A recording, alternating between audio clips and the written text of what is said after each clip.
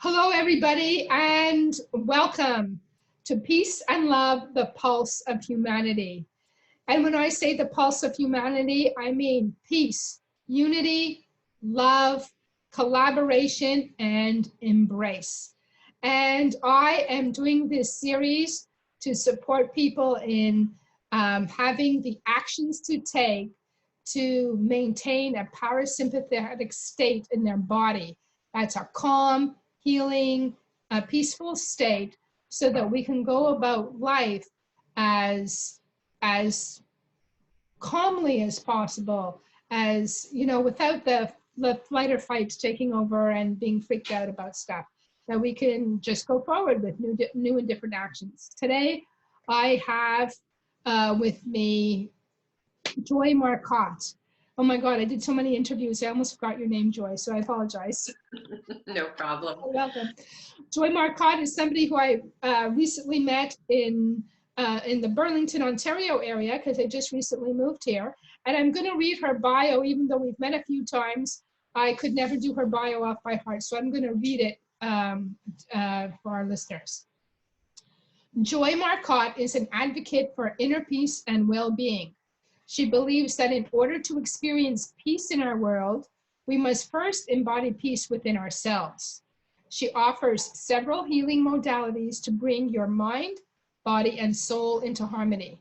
From this state of well-being, we can authentically embody peace, which in turn will reflect a peaceful world to us. Joy's primary passion is restoring peace in the mind and body through Lomi Lomi bodywork. Lomi Lomi is a powerful Hawaiian healing massage that allows your body to release trauma, stress, and emotional discord, reconnecting you to your true essence of wholeness. In addition to Lomi Lomi, Joy uses Kundalini yoga, breathwork, meditation, self-discovery processes to create space for you to experience your blissful, infinite self. And we'll find out about more about how to take advantage, maybe, of some of those things if we need those in our life. So welcome, Joy. And thank you so much for accepting my invitation to speak today. There is such a large cauldron of things that can be talked about how to have inner peace within, especially at this time.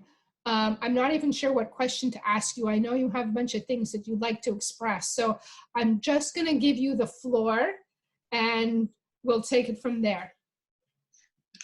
Thank you, Mimi. I'm happy to be here and talk to you about this. When you asked me what would I like to share for people to help them get through this challenging time, the first thing I thought of was, let's share ways to have a healthy body, an open heart, and an empowered mind, because I think that's a beautiful success formula. So I just took each of those categories and I took a look at what we can do. And so let's start with a healthy body. Awesome. Something that we often forget is our breath work. And breath work is how we bring prana, the energy of the universe, from the sunlight into our bodies.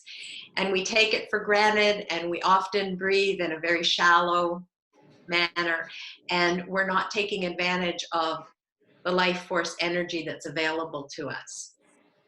This prana from the sunlight is energizing, and it's disinfecting, and it boosts your immune system. So I just want to share a couple of very simple breathing techniques with you. For example, you can do just a simple, long, deep breathing technique where you breathe in through your nose for a count of 8.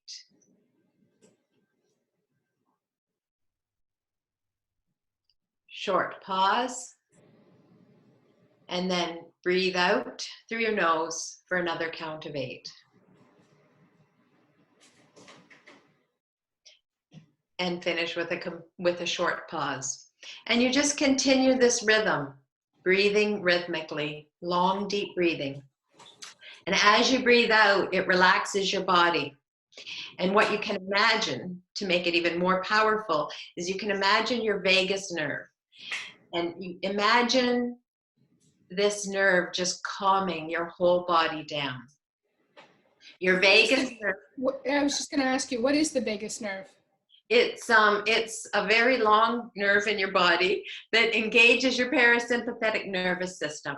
Ah. It relaxes you. So every exhale you do, especially long, slow exhales, will engage this engage your parasympathetic nervous system through your vagus nerve to help you relax.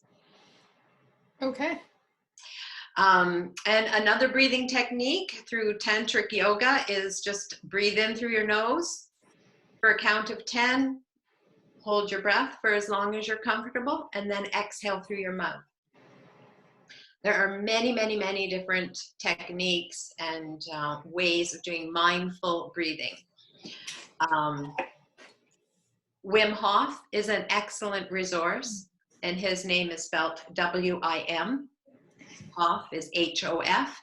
And if you look him up on the internet, you'll find lots of information about breathing, the techniques he uses, the programs he offers. I've learned a wealth of information from him. Yeah, he's fantastic. I do some of his stuff. Yeah, it's great. I do a lot of his breathing techniques with him too, and they're effective. They work. Yes, yeah, they do. And also in Kundalini Yoga, part of the practice of Kundalini Yoga is breath work, which is called pranayama. And there are many different kinds of pranayamas that you can use for different types of breath work. And there are a lot of yoga studios now who are going to be streaming online yoga classes. So although I can't point you to any one in particular right now, I know they're coming. So keep your eyes open on the internet for them. So that was breathing. And the other thing that I think is critical for keeping a healthy body is to move. Mm-hmm. We don't move enough in any environment, it seems. I've read recently that sitting is the new smoking. Yeah, and it's so interesting that you say that, because I think when people hear social or physical distancing and to stay at home, they think that they're not supposed to move. And it's so important to continue to be able to move your body. Yes, so important. So how can we move our bodies when we're isolated at home alone? Well, there's a couple of ways that I thought of immediately, and one is dance. And I know we're not always in the habit of dancing alone in our homes, but there are opportunities to do that. One way is through Nia. And Nia is a movement practice that includes 3 dance arts, 3 martial arts, and 3 healing arts. And it's practiced to amazing music. And if you go to niatv.fit, you can start a 30-day free trial and just try it. See if you like it. This is a great opportunity to start new habits. So that's niatv.fit and start your free 30-day trial. And another type of dance, one that I participate in and I love, is ecstatic dance. And this is a moving meditation, again, to beautiful music. It's usually done, obviously, in a large group, but there is a website out there called theecstaticbroadcast.com, and you will find dance playlists. So put your music on at home, turn your volume up, and just dance, move. There are so many ways to move, and just because we're not in the habit of it doesn't mean we can't do it and we can't start it. So I have a little mini trampoline in my home, and when I don't feel like walking out in nature, I hop on my trampoline and I just bounce for a couple of great songs just to get the energy moving. But the weather is getting better, and the best thing to move, I think, is just to take a walk in nature. And one of the things I do, and I started this last week, is I go for 3 5-minute runs in a day. Excellent. Just up the street and back and in the house, just to get the circulation going, clean out my lungs, move. Like you can feel when your lungs are cleaning out, because you're you're breathing deeply and exhaling deeply and exhaling all the stuff from winter. It's made a big difference in the way I feel. And I started off at 2 minutes each run, and I'm building up. So I do it before I start my work day, mid-afternoon, and in the evening. Big difference, huge difference. Excellent. I'm so impressed. That's a great idea. And again, my next point was to get out there and exercise.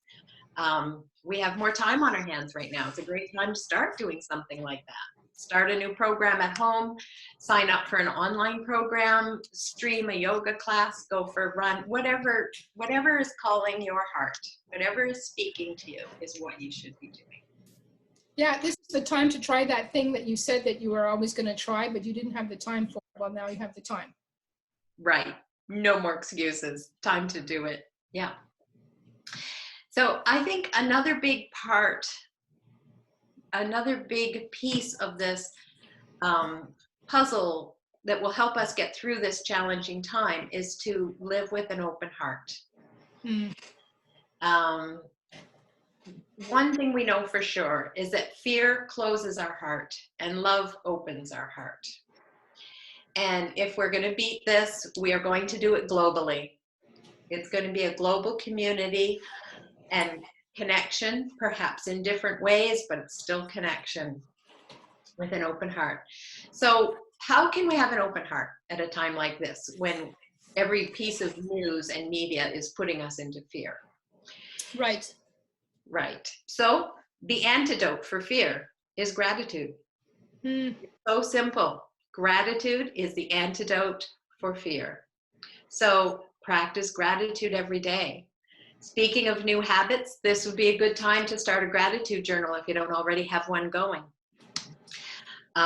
One thing that I did recently that was very inspirational for me is I looked up Mike Pettigrew's Crazy Gratitude Experiment online. And you'll find it on YouTube. It transformed his life, and then it went on to transform many lives. It's a simple gratitude exercise, but it's done every half hour. So it's hard to remember to do these things every half hour, but it is life-changing. And there are habit apps out there that will help you remember to stop what you're doing and practice your gratitude. You simply cannot have a closed heart when you are in gratitude. Right. So his name again is Mike Pettigrew, and Pettigrew is spelled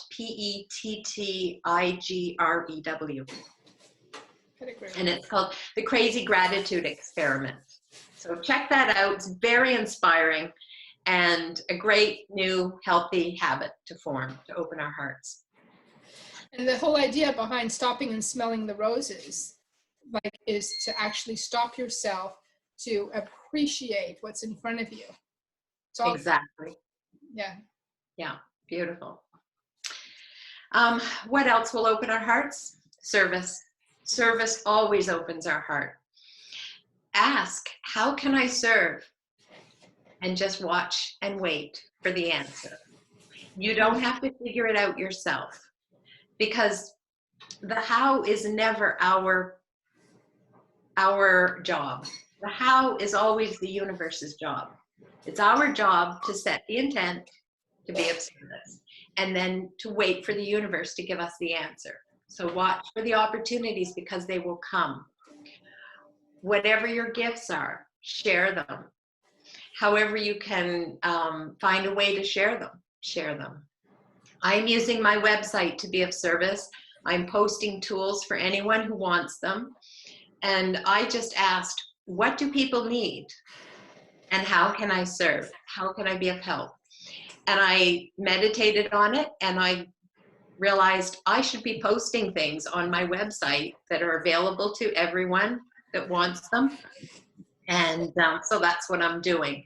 And everyone can find a way to serve, even when we're home alone. And what is your website? My website is joymarcotte.com. Okay, perfect. And we'll go over that again at the end. Mm-hmm. Just wanted to know. Okay, so that takes care of breathing, that takes care of movement, gratitude.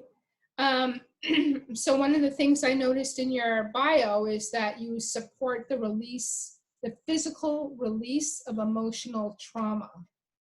So why don't you talk to us a little bit about that? Because some people are already dealing with, let's call it non-virus related trauma, but now they're dealing with, you know, we're being under stress, or maybe they know of somebody or that's dealing with that. How do they work with that or deal with that or release that from their body, or I don't know if there's any tips or techniques you can support them with.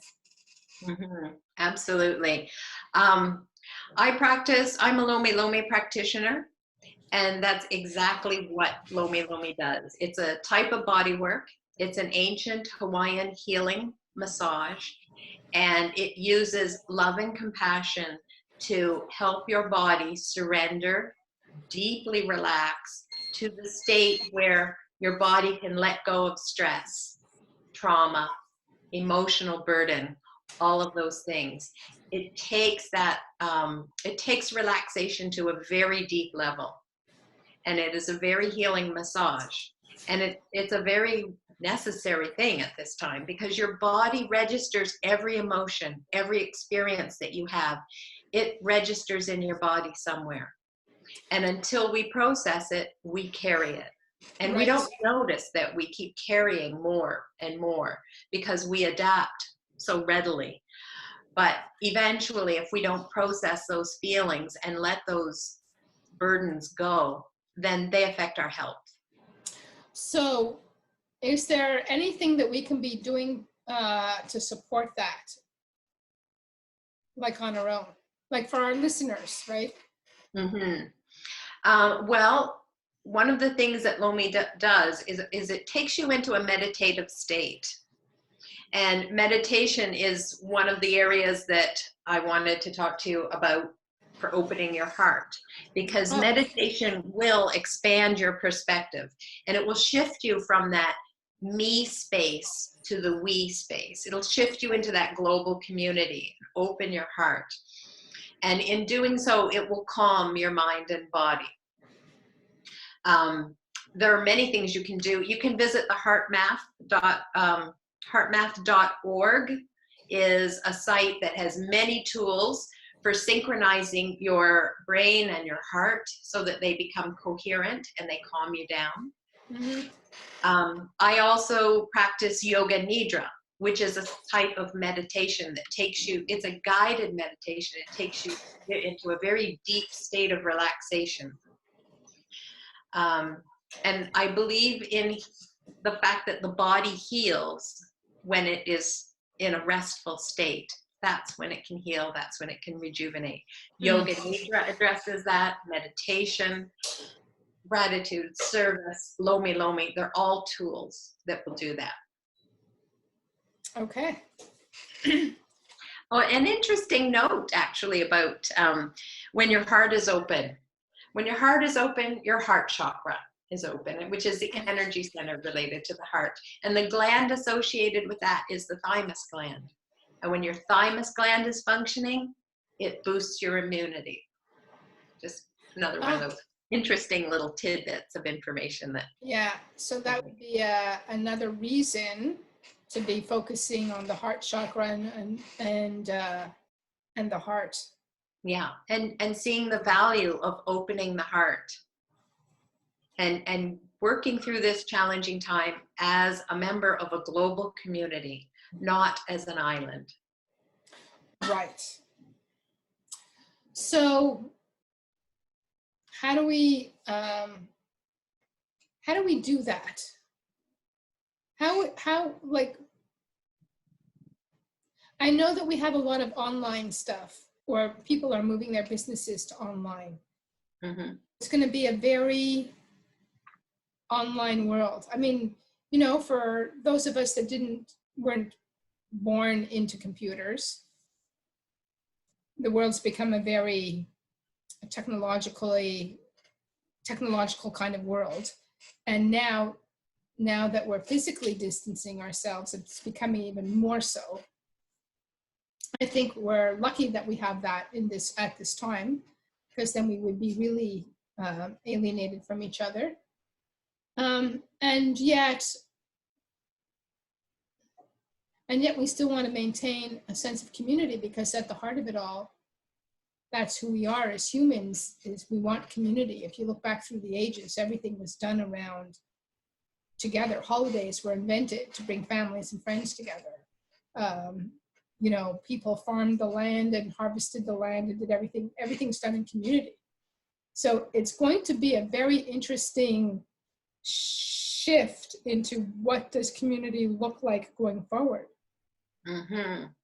I think for a lot of us, it's going to look like a nice comfy chair, a cup of tea or coffee, and our laptop with a Zoom application open, just like this, and with you and I connecting just the way we are. I go to a lot of networking events, and I know you do too, and all of my events have shifted to online. So I think we're just going to embrace new ways of doing things. Yeah, and I hope that it's not going to last long like this, because I think of the children being brought up in a purely technological community as opposed to a people community, and what the impact is on them, and who can even think of that, like right now. That's like a whole down the road thing. We're just dealing with the here and now right now. But community is important, and I would assert that people still need to reach out to each other. One of the things that I did a couple of nights ago is I just went through my phone and I texted people that I hadn't spoken to up to 5 to 7 years. And I just went, "How are you doing?" And just went on to the next. I did 25 people. How you doing? How you doing? How you doing? And a lot of people responded. And there were actually 2 people that responded and said, "Thank you so much for reaching out. I really needed that." Mm-hmm. To know that somebody was there. Somebody else responded and just said, you know, "Comme ci, comme ça," meaning, and I said, "Well, what's up?" And they didn't respond, which is fine that they didn't respond. It's just the fact that they knew that somebody was there. That Right. to ask brought community back to them, and they didn't feel so alone. And Right. even though we're physically distancing ourselves from each other, does not mean that you're alone. Exactly. It's just different. It just looks different. Mm-hmm. And you never know what benefits will come from this. I'm the kind of person that believes that everything happens for us, not to us. Correct. And I believe that everything is either a blessing or a blessing in disguise.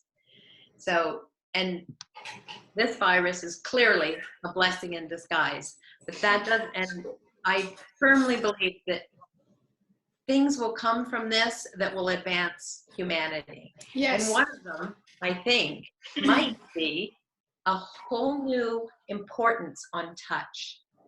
Because we, as a society, we have been getting away from touch. We have been medicating instead of touching. Whereas in ancient times, people used touch rather than Advil and strong doses of painkillers and things. But we've gotten so far away from touch now. I mean, even in schools, you know, teachers not even being able to hug children. It's just, you know, maybe this is going to be the impetus to just turn our whole thought process around. Who knows what's going to happen? But if we can get back into this idea of we're not an island, we are a community, and we thrive on connection. And part of connection is touch. And when life gets back to normal, maybe there will be a new value associated with touch. Potentially. I know one of my 5 love languages, my top one is touch. So it's an interesting time for me to be expressing and not expressing that. So expressing it in a way that I feel fulfilled with my partner, and not expressing it to others, obviously, if I happen to be going out.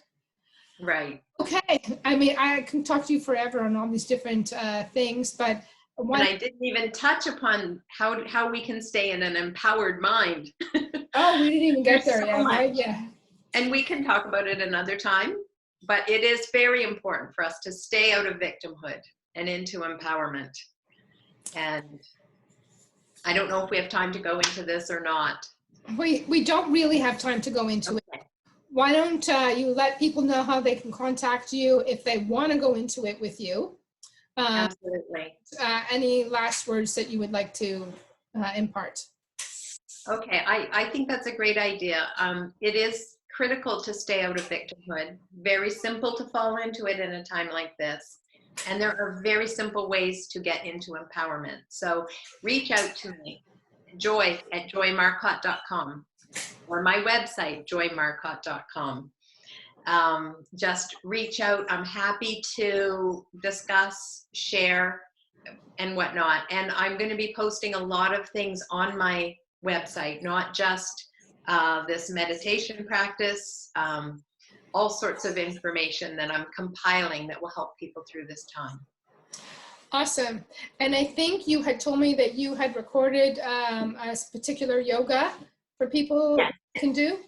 Yes, it's a yoga nidra practice, and it takes you to a very deep state of relaxation, and it brings peace and deep, deep lasting peace into the body and the mind, which is something I think we're all in need of right now. Perfect. Perfect. Thank you so much. And thank you so much for your generosity, both with what you're offering on your website to humanity, who you are for the world, and for being here today.